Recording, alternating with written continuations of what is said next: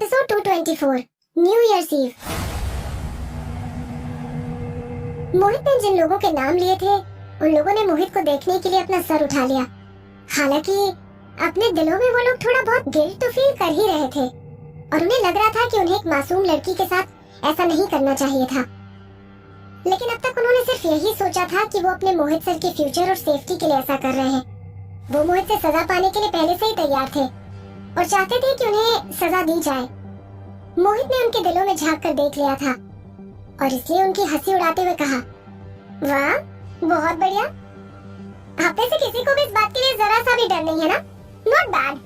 आप में से कुछ लोग तो मुझसे बड़े हैं और मुझसे कहीं ज्यादा सीनियर, इसलिए आप मेरे इस मर्सीलेस इविक्शन के बारे में सोचते होंगे कि मैं आपके साथ गलत कर रहा हूँ। मिस्टर किशोर भाटिया, आप तो मेरे कजिन ब्रदर हो। मिस्टर फागुन भाटिया, आप तो मेरे तीसरे नंबर के चाचा हैं। इसके अलावा मिस्टर जिब्रान भाटिया, मिस्टर विष्णु भाटिया, आज से अभी से आप लोग मेरा स्टाफ नहीं है। आप जहाँ चाहें जिसके पास चाहें जा सकते हैं। मोहित सर, किशोर एकदम से चौंक गया। मोहित चाचा, जिब्रान और विष्णु के साथ कई और लोग बोल पड़े। मोहित बेटा, फागुन अंकल भी चौंक गए थे। मोहित के चैम्बर में खड़े उसके लोगों की भीड़ एकदम हैरान थी और हर कोई उसे आवाज लगा रहा था।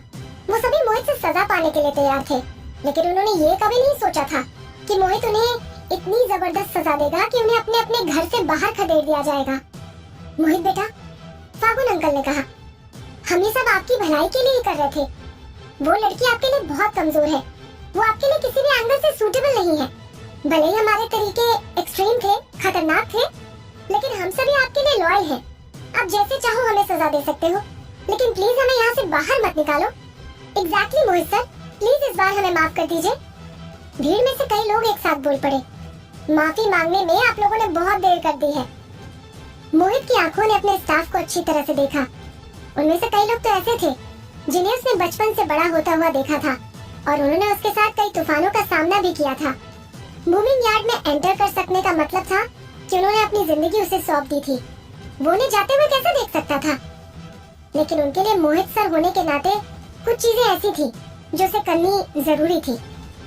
विदुषी मेरी गर्लफ्रेंड है, मोहित ने कहा। फिर चाहे दादाजी उसे एक्सेप्ट करें या ना करें, चाहे आप उसे एक्सेप्ट करें या ना करें, इवन अगर मैं ये अनाउंस भी कर देता हूँ कि मैंने उसके साथ अपने संबंध तोड़ लिए हैं, तब भी वो हमेशा मेरे लिए मेरी जिंदगी की सबसे ज्यादा इम्पोर्टेंट लड़की रहेगी, मेरी अपनी जिंदगी से भी ज्यादा इम्पोर्टेंट। मैं किसी को भी उसे तकलीफ पहुंचाने का जरा सा भी मौका नहीं दूंगा। किशोर, फागुन, जिब्रान, इस बार विदुषी मरते मरते बची है, इसलिए मैं तुम्हें सिर्फ अपने यार्ड से बाहर निकाल रहा हूँ।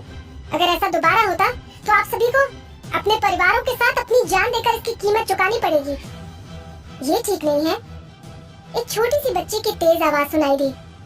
मोहित अंकल, ये बिल्कुल सही नहीं है। ये आवाज धानी की थी। कुछ दूसरे बच्चे और धानी उस कमरे में खड़े होकर इस शोर शराबे को देख रहे थे। मोहित ने उसे धीरे से कुछ इस तरह से घूर कर देखा जैसे वो उसकी जान ही ले लेगा।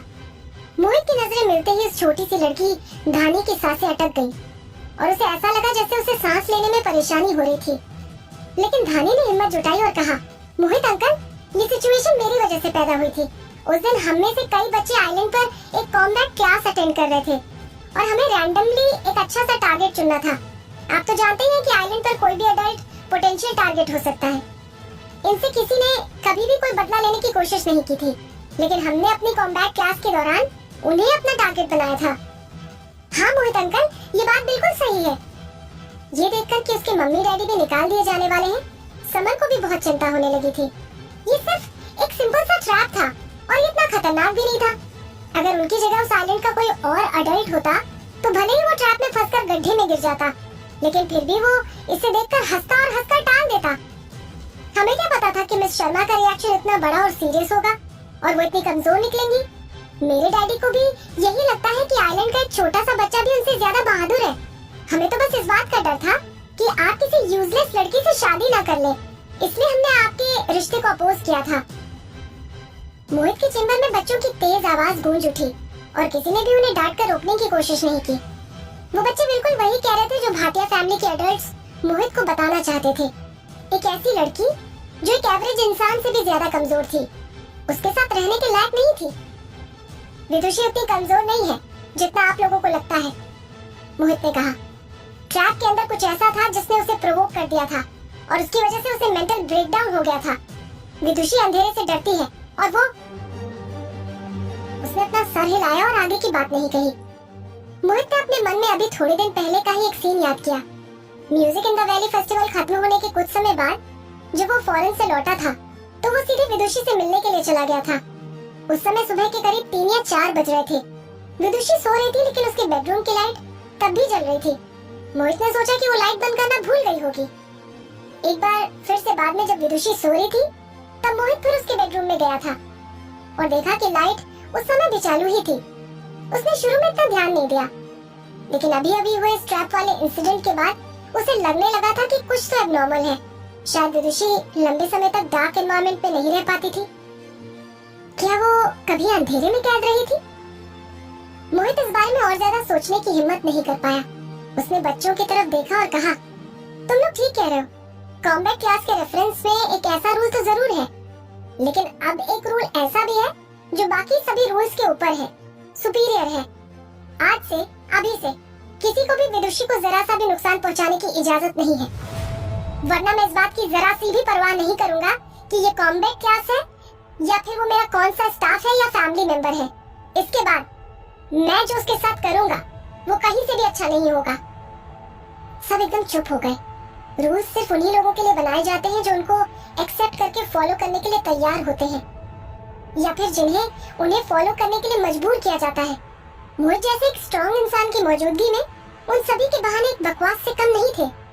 मोहित अंकल, प्लीज हमें बाहर मत निकालिए। धानी बुरी तरह से रो पड़ी थी। निकल जाइए यहाँ से। मोहित ने झुकने से साफ मना कर दिया था। इस इंसिडेंट में विदुषी इन्वॉल्व थी और उसके पास इस मामले में सख्ती से निपटने के अलावा और कोई ऑप्शन था भी नहीं, ताकि उन सभी को पता चल सके कि उसकी भी अपनी लिमिट्स हैं और उन्हें उसके लिए केयरफुल रहना चाहिए। बस तभी विदुषी की सेफ्टी की गारंटी हो सकती थी।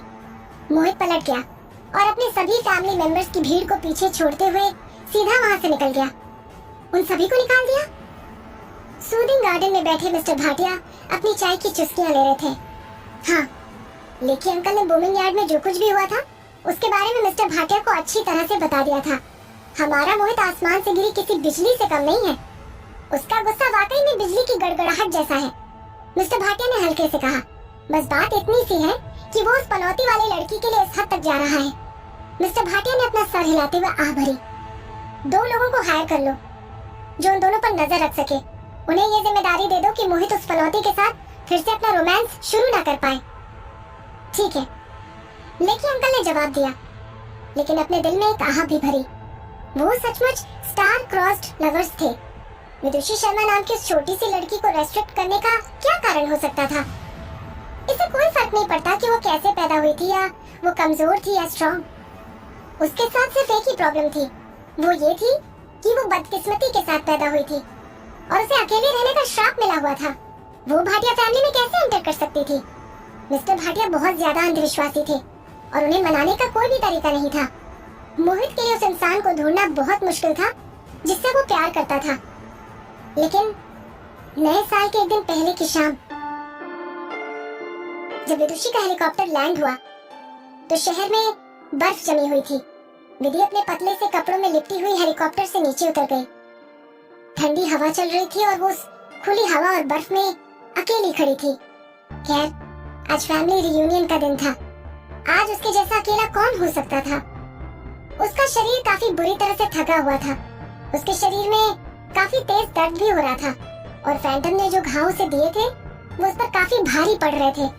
उसे ऐसा लग रहा था जैसे वो धीरे धीरे टूटकर बिखर रही थी। फिर उसे लगने लगा जैसे वो कभी भी गिर सकती है। उसने हेलीपैड के किनारे लाउंज में अपने आप को संभालने की पूरी कोशिश की और एक गिलास गर्म पानी लेने की कोशिश करते हुए लड़खड़ा गई। उसके हाथ एकदम ठंडे होकर सुन्न पड़ गए थे। उसके हाथों से पानी का गिलास छूट गया और गर्म पानी जमीन पर बिखर गया। उस साफ सुथरे शांत लाउंज की जमीन पर गंदगी को देखकर वो धीरे से नीचे झुकी और उसकी आंखों से आंसू बहने लगे। मोहित को अब उसकी जरूरत नहीं थी। आरव ने भी उसे अब तक नहीं पहचाना था। दुनिया बहुत बड़ी थी, लेकिन कोई से प्यार करने वाला या उसकी परवाह करने वाला नहीं था। शायद उसे दूसरी जिंदगी मिलनी ही नहीं चाहिए थी और उसे उसी समय पूरी तरह से मर जाना चाहिए था जब उसे मारने की कोशिश की गई थी। अगर ऐसा होता तो वो हमेशा एक ब्राइट और डार्लिंग दीवा विधि बनी रहती। अगर वो अंधेरे में भी गिर गई होती तब भी उसे कभी नहीं छोड़ा जा सकता था, कभी नहीं भुलाया जा सकता था। ब्रेकअप। अपनी पिछली जिंदगी के सबसे बुरे पलों में भी उसने ये दो शब्द कभी नहीं सुने थे। जैसे जैसे उसकी दुनिया बिखरने लगी, अचानक उसे समझ में आने लगा कि उस समय जब वो आरव को छोड़कर चली गई थी तब उसे कैसा महसूस हुआ होगा।